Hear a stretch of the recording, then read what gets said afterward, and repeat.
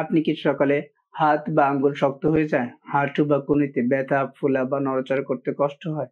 এমন সমস্যায় থাকলে সতর্ক হন, কারণ এগুলো হতে পারে রিউমেটিক আর্থ্রাইটিস রোগের একটি লক্ষণ।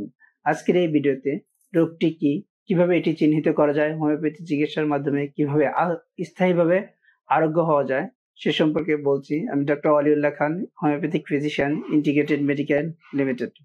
রিউমেটিক আর্থ্রাইটিস কি?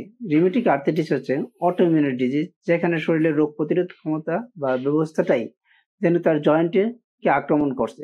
ফলে জয়েন্টগুলো প্রদাহ হয়, ব্যথা অনুভব হয়, ফুলা যায় এবং ধীরে ধীরে বিকৃতি হতে পারে। এটি সাধারণত নারী এবং পুরুষ উভয়ের ক্ষেত্রে হতে পারে, তবে বয়স্কদের ক্ষেত্রে বেশি হয় এবং মহিলাদের ক্ষেত্রে এই সমস্যাটা বেশি দেখা যায়। কি লক্ষণে বুঝবেন আপনি বা আপনার ফ্যামিলি মেম্বার বা বাবা মা রিউমেটিক আর্থ্রাইটিসে আক্রান্ত হয়েছে কিনা? চলুন জেনে নেই। সকালে ঘুম থেকে উঠতে হাত বা পা শক্ত হয়ে যায়, একে বলা হয় মর্নিং স্টিফনেস। যেন সকালে ঘুম থেকে উঠতে প্রথমে পা ফেলতেই প্রচন্ড ব্যথা অনুভব হয়, ধীরে ধীরে নড়াচড়া করতে করতে আস্তে আস্তে ব্যথাটা কমে যায়। কনুই, হাঁটু, হাতের কবজি, আঙ্গুলগুলো এবং পায়ের আঙ্গুলগুলো, এই জয়েন্টগুলো যেন ব্যথা হয়ে যায়, ফুলে যায় এবং সেখানে গরম হয়ে যায়, অনেক সময় লালচে একটা ভাব থাকে। হাতের আঙ্গুলগুলো যখন অ্যাডভান্স স্টেজে হয়ে যায় বা পায়ের আঙ্গুলগুলো, তখন সেটা বেঁকে যায়। অনেক সময় সিমেট্রিক্যাল পেইন থাকে, জয়েন্ট পেইন থাকে, যেরকম দুই হাঁটুতে ব্যথা অথবা পায়ের দুই গোড়ালিতে ব্যথা একই সাথে থাকে। এর সাথে অনেক সময় ক্লান্তি ভাব বা জ্বর বা ওজন কমে যাওয়া, এই সমস্যাগুলো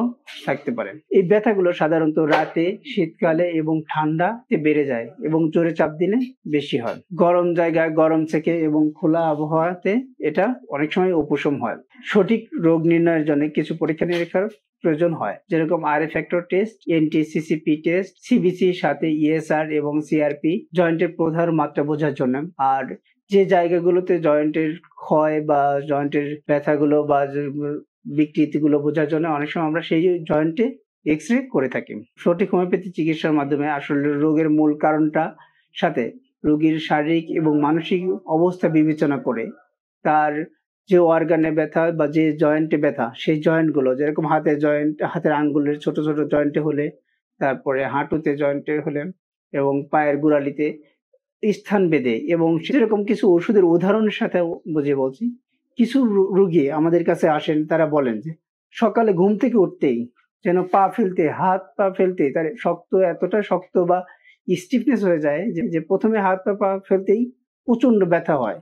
ধীরে ধীরে একটু একটু করে নড়াচড়া করতে গেলে তখন ব্যথাটা আস্তে আস্তে কমতে থাকে এবং সূর্য ওঠার সাথে সাথে ব্যথাটা কমতে থাকে। ঠান্ডা বা স্যাঁতসেঁতে আবহাওয়াতে এদের ব্যথাগুলো বৃদ্ধি পায় এবং জয়েন্টগুলো ফুলে যায়। এগুলো হচ্ছে রাস্টক্স নামের রোগের লক্ষণ। আবার কিছু পেশেন্ট আমাদের বলে থাকে যে তার ব্যথা এতটাই বেশি যে স্পর্শ করতে গেলেই ব্যথা হয়।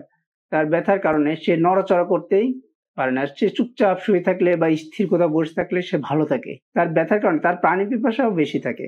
পানি পিপাসা বেশি থাকে, কিন্তু তার ব্যথার কারণে যে সে যেন পানি উঠে যায়, পানি খেতেও তার কষ্ট হয়। এ কারণে সে অনেকক্ষণ পর পর অনেক পরিমাণ করে পানি খায়। এরকম লক্ষণগুলো আরেকটা মেডিসিন যেরকম ম্যাডোরিনাম, এটা দীর্ঘদিন ধরে যারা ক্রনিক ভাবে এই রিউমেটিক আর্থ্রাইটিসে বা ব্যথাতে ভুগতেছে এবং পারিবারিক ইতিহাসেও তার রিউমেটিক আর্থ্রাইটিস থাকতে পারে, এসব রোগীর ক্ষেত্রে অনেক সময় দেখা যায় তার পায়ের গোড়ালিতে ব্যথা থাকে এবং হাত বা পায়ে জ্বালা পোড়া বা অস্বভাব এবং পিঞ্চিং ফিলিং অনুভব হয়। এক্ষেত্রে আমরা ম্যাডোরিনাম মেডিসিনটা চিন্তা করে থাকি। অনুরূপভাবে আরেকটা মেডিসিন বলা যেতে পারে, ছোট ছোট জয়েন্ট গুলোতে ব্যথা, সেই ব্যথাগুলো প্রাথমিকভাবে স্টিফনেস বা শক্ত একটা ভাব থাকে, সেক্ষেত্রে আমরা কোলোফাইলাম মেডিসিনটা চিন্তা করে থাকি। আসলে রোগীর রিউমেটিক আর্থ্রাইটিসের উপরে রোগের নামের চেয়ে আমাদের হোমিওপ্যাথি মেডিসিন সিলেকশনের জন্য যে যে সমস্যাগুলো আছে, এই আপনার সমস্যাগুলো ফাইন্ড আউট করে সেই সমস্যাগুলো কখন বাড়ে, কোন জায়গাতে কখন কমে, কিভাবে, সবকিছু আমরা বিবেচনা করে যখন আমরা মেডিসিনটা দিই, তখন এই রোগীর লক্ষণের সাথে ওষুধের লক্ষণ আমরা ম্যাচ করি। ম্যাচ করার ফলে যখন এটা মিলে যায়, তখন এই মেডিসিনটা তার রোগটাকে প্রথমে দূর করে, তার ব্যথা বা সমস্যাগুলো খুব দ্রুতই সে ভালো হয়ে যায় এবং সেই সাথে তার বডিতে একটা রোগ প্রতিরোধ ক্ষমতা তৈরি হয়। পরবর্তীতে এই ওষুধের ফলে তার আর পরবর্তীতে কোনো রোগ প্রতিরোধ ক্ষমতা বৃদ্ধির ফলে সে সম্পূর্ণ আরোগ্য হয়ে যায়। রিউমেটিক আর্থ্রাইটিস রোগীর ক্ষেত্রে আমরা এছাড়াও নিয়মিত তার ঘুম বা পর্যাপ্ত ঘুমের জন্য আমরা পরামর্শ দিয়ে থাকি এবং এক্সারসাইজ এবং খাবারের বিষয়ে বিভিন্ন ধরনের পরামর্শ দিয়ে থাকি, যেগুলো রোগীর সুস্থ হওয়ার জন্য খুব সহায়ক ভূমিকা পালন করে। এই ভিডিওটি যদি আপনাদের জন্য উপকারী মনে হয়, সেক্ষেত্রে সেক্ষেত্রে লাইক দিয়ে শেয়ার করতে পারেন। আপনার একটি শেয়ারের মাধ্যমে অনেক রোগী আরোগ্য লাভ করতে পারে। ধন্যবাদ। সুস্থ থাকুন, ভালো থাকুন। দেখা হবে অন্য কোনো ভিডিওতে। আল্লাহ হাফেজ।